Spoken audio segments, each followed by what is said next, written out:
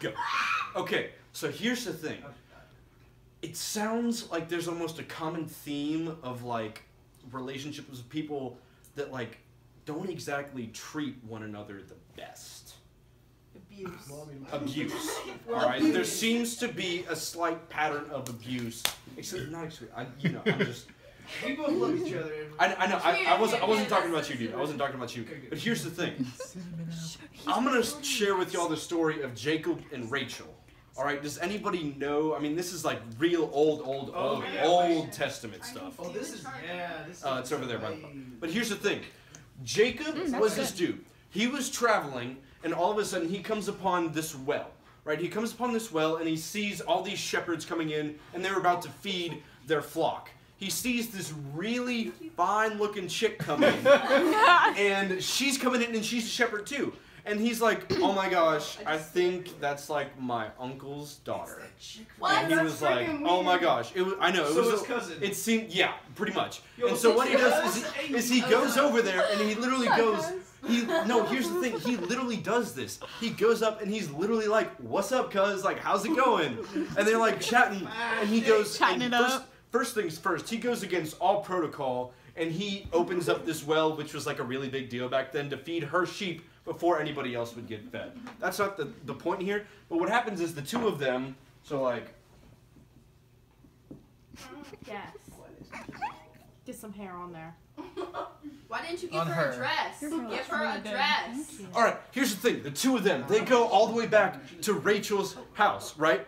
And this dude right here ends up staying with him for a month before he decides, wait a minute, why don't I start working for my uncle? You know, I mean, we're family, it could work. So he ends up working 7 years at the number of perfection and like completion like we were talking about. But here's the thing. He ends up working 7 years for his uncle in exchange for her hand in marriage. He works 7 years and the uncle goes, "You know what? I'm gonna give you my other daughter real quick." And he like super sly, like he snuck her right in on the night of their like consummation of their marriage. Bro, and he's like, "Wait a minute, wait." The next morning he's like, wait a minute. That's not Rachel, that's her sister. So his dad's like, okay, my bad. If you work another 7 years, so that's another 7 years, I'll give you Rachel. So he works another 7 years for this chick. That he had like a 5-minute conversation and like a month of what we would consider dating before he decides he's going to marry this girl. Now he works, this is a grand total of 14 years he's worked for this girl. 14 years he's worked for this girl that he dated for a month, essentially in today's terms. So he goes through, and he goes 14 years, and he's finally given her hand in marriage. And through appreciation, he goes, this girl is so dope, he works for another 7 years for this guy. Just to say thank you. Because he's like, listen, this is the girl of my dreams, and thank God for you. Yes. Doesn't it end up being 7 times, like seven times? No, there's just 3. Oh, never mind. No, there's just which is another number of completion. 3. Yeah, boy. 21. Exactly. So he works 21 years for this girl that he dated for a month. Why am I telling you this story? Because get you a man like literally that's the story. Is every single girl in here deserves a man like Jacob. Every single girl is the perfect creation and daughter of the God in heaven above. And there is nothing that says you don't deserve a man that's going to work for 21 years for you just because he loves you.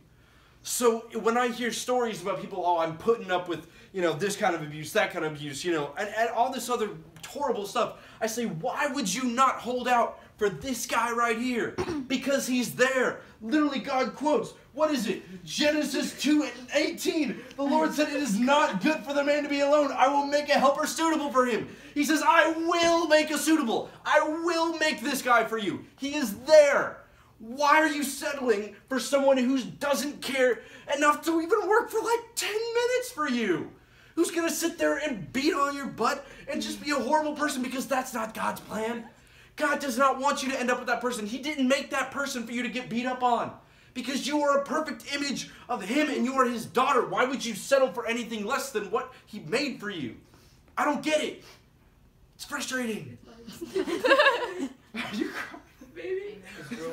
Yeah, really, because amen. Exactly. Here's the thing. I read this story and I just don't get it.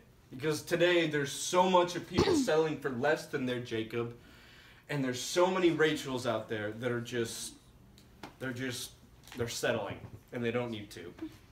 So next time you're in like some kind of a relationship like that, just go read this story. I mean, it's early Genesis, but it's still applicable, you know. So you can turn that off and we can get back to our small group